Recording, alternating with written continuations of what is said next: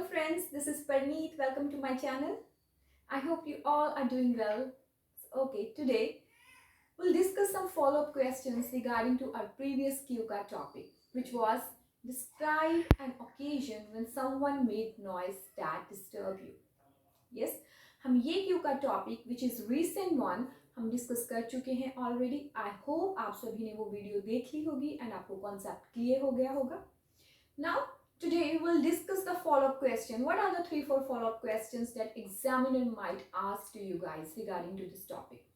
Okay. First of all, when it comes to follow-up questions, there are certain parameters, certain things which you need to understand first. Now, what are those? First of all, while giving an answer to the follow-up question, it should not be one word in one sentence. Fine?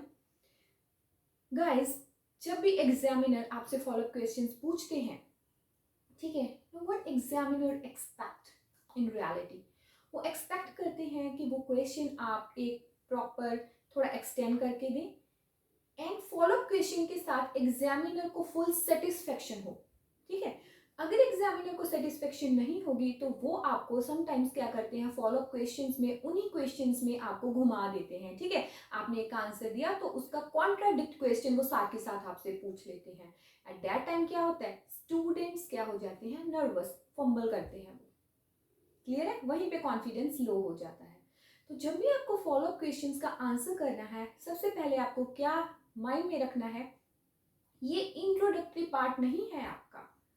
Follow up questions based होते हैं on your Q card. जो भी Q card का main topic होगा उसके around ही ये revolve करेंगे and उसी के साथ कोरिलेट टॉपिक से आपसे पूछे जाएंगे. Suppose this topic was on noise, तो नॉइस से रिलेटेड ही टॉपिक्स पूछे जाएंगे आपसे. फाइन. तो follow up questions third number पे आता है. थर्ड नंबर पे आते आते हम भी थोड़े एग्जॉस्ट हो जाते हैं बिकॉज बोल रहे होते हैं कंटिन्यूसली एंड एग्जामिनर भी बोर हो जाते हैं अगर हमने इंट्रोडक्टरी एंड क्यू कार्ड अच्छे से नहीं परफॉर्म किया. ठीक है, नेक्स्ट जो फॉलोअप क्वेश्चंस होते हैं वो आपका लास्ट इंप्रेशन मेंटेन करते हैं ऑन द एग्जामिनर. तो follow up questions are very important, extremely important I will say. तो आपको ध्यान देना है जब भी आपको इनका आंसर करना है. क्लियर.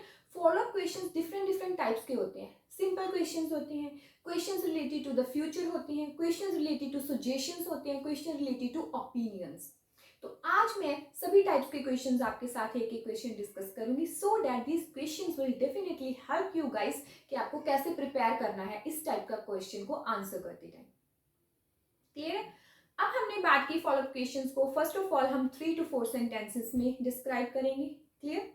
सेकेंड, हम फॉलोअप क्वेश्चंस में पावर वर्ड्स यूज करेंगे, वोकैबुलरी अच्छी यूज करेंगे, wide range of vocabulary we ought to use. क्यों? बिकॉज एग्जामिनर वही तो डिमांड कर रहा है ना वहां पे आके. क्लियर है. पैराफ्रेजिंग करेंगे, रेपिटेशन ऑफ वर्ड्स नहीं करेंगे. और हम क्या ध्यान रखेंगे, वो चाहे throughout the speaking whether is your introductory cue card और फॉलोअप्स, हम ध्यान देंगे अपनी इंटोनेशन के ऊपर. What is intonation? Intonation is your voice, your pitch. आपको पता होना चाहिए कब मैंने हाई लेके जानी है, कब मेरा लिंकिंग वर्ड आए मैंने उस पर स्ट्रेस देना है सो दैट एग्जामिनर का पूरा ध्यान मैं वहां पे डाइवर्ट करूं. है ना, कब मैंने नीचे लेके आना है, कब मैंने एक फ्लो में जाना है. It's called intonation. It should be, it is must, it should be in your speaking. ठीक है, and it will help to you क्या करने में, achieve your desired band score. Clear है. तो चलिए हम देखते हैं विद टाइप्स ये questions. First of all will discuss simple question. Okay, इस टॉपिक के साथ रिलेटेड क्या इंपॉर्टेंट क्वेश्चन कौन सा बनता है. Okay, where can people hear a lot of noise. लोग कहाँ पे सुनते हैं लॉट ऑफ नॉइज. बहुत सिंपल है, कहाँ से. अब जब भी क्वेश्चन आया तो आपको क्या करना है, साथ के साथ माइंड में सोचना है बिकॉज फॉलोअप क्वेश्चंस में as like cue card you will not get any time to prepare. वहां पे 1 मिनट मिलता है, इसमें आपको साथ के साथ आंसर करना होगा. क्लियर है. तो वो आंसर आप ऐसे करें कि आपका जो स्पीकिंग है वो फ्लो करे, ना कि ऐसे लगे कि आप कहीं से सोच के आए हैं, कहीं पे रट के आए हैं, कहीं से क्रैम किया है. क्लियर. तो अब जब भी ऐसा क्वेश्चन आया, कौन से प्लेसेस हैं जहां पे people can hear lot of noise, कौन से हो सकते हैं भाई, crowded places such as railway station, bus stops, है ना, malls, restaurants, hotels, supermarkets. Clear है. अब अगर एक लाइन में इसका आंसर दूं, ये हो सकते हैं, लेकिन क्या करना है, एक्सटेंड करना है ना. एक्सटेंड और कैसे करेंगे, इसके बिना बिग सिटीज में लोग सुनते हैं हॉन्किंग होती है, ट्रैफिक प्रॉब्लम्स यहाँ पे होती हैं, इसके बिना रिलीजियस प्लेसेस भी तो होते हैं, ठीक है। तो इसका आंसर कैसे करेंगे? अब जो मैटर करता है इसकी starting. Most of the students will directly start such type of questions like people can here, है ना, लेकिन हम ऐसे नहीं करेंगे। क्यों? बिकॉज हमें अच्छे बैंड्स लेने हैं, है ना। तो हम स्टार्ट करेंगे like question is where can people hear a lot of noise. Generally speaking I think, है ना, अकॉर्डिंग टू माई पर्सपेक्टिव, वैसे इसमें पर्सपेक्टिव पूछा नहीं है, आपका ओपिनियन नहीं पूछा, फिर भी आप यूज कर सकते हैं, गलत नहीं है।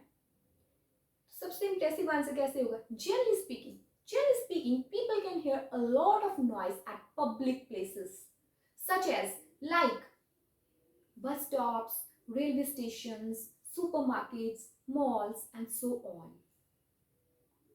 Moreover, in big cities, lot of noise can be heard on regular basis in day-to-day life as there is a problem of honking.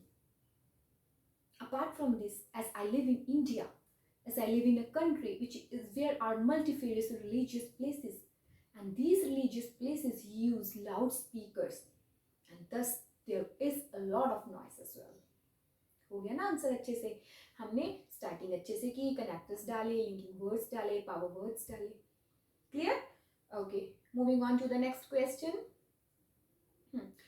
What may happen when someone listens to very loud music using headphones when they are running or hiking or jogging or walking?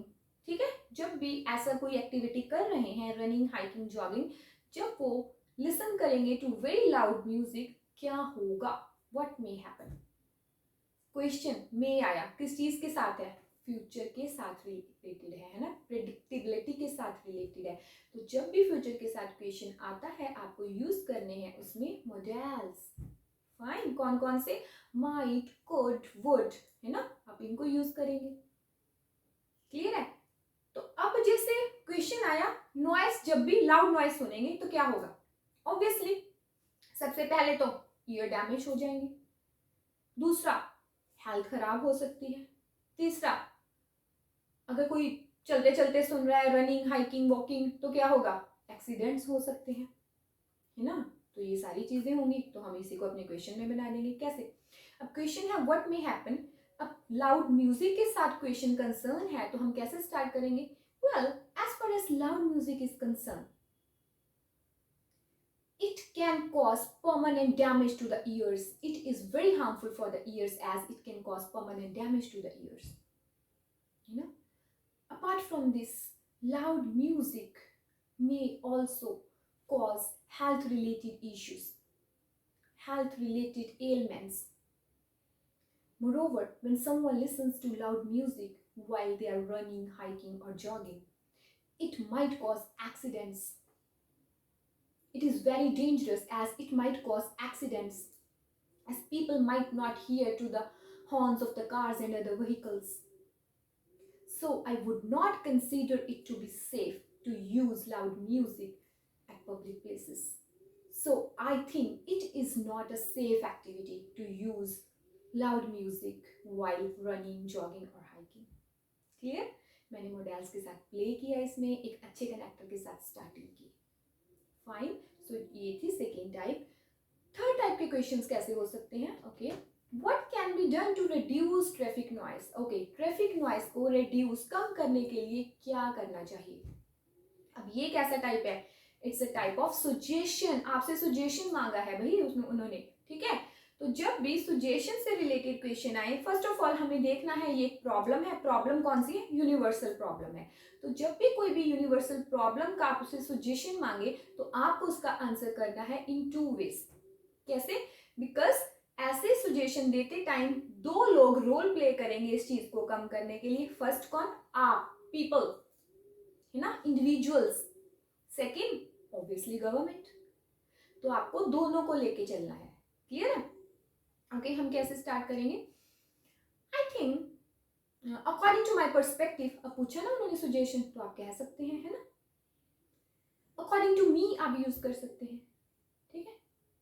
According to me, the problem of traffic noise could be reduced. उन्होंने reduce पूछा, आप क्या use करेंगे? decrease. mitigate, mitigate भी क्या होता है? कम करना, ठीक है? according to me the problem of traffic noise could be mitigated by the joint efforts of individuals as well as government. I think individuals should obey all the rules and regulations that are imposed by the government. Individuals should not violate such type of rules. है ना? तो इसमें हम क्या use करेंगे? Should, नहीं करना चाहिए, है ना? कुड, और O2 यूज करेंगे, ठीक है? शुड की जगह आप O2 को भी रिप्लेस कर सकते हो. और इसके बाद on the other side, because एक साइड हमने एक्सप्लेन की इंडिविजुअल्स की, दूसरी side is of government. On the other hand government ought to take some initiatives to teach to the local people about the basic rules and regulation, about the basic laws, policies of the किस चीज की? Traffic rules की, है ना? should make some strict, should take some stringent actions against those who violate the laws. Clear है? तो हमने दोनों तरीके से दे दिया. एक और जनरल अगर हमें देना हो, apart from this or beside this, there should be some policies regarding the maintenance of the engines of the vehicles, as the engines of the old vehicles make lot of noise. Clear? तो एक हमने क्या दे दिया? General दे दिया. Fine, okay. Next type कौन सी होती है? Do you think the world will be noisier in the future? Okay, अब क्या पूछा है? आपका ओपिनियन पूछा है. क्या आपको लगता है the world will be noisier और शोर शराबा होगा कब? In the future. Now to answer such type of questions, इनको भी आप टू वेज में आंसर कर सकते हैं. कैसे? फर्स्टली इफ यू अग्री, और सेकेंडली इफ यू डिसअग्री. अगर आप अग्री कर रहे हैं तो आप स्टार्ट कैसे कर सकते हैं? Definitely I agree to the statement. तो फिर अपना आंसर स्टार्ट कर दीजिए. The world will be much noisier in the future, in the coming future.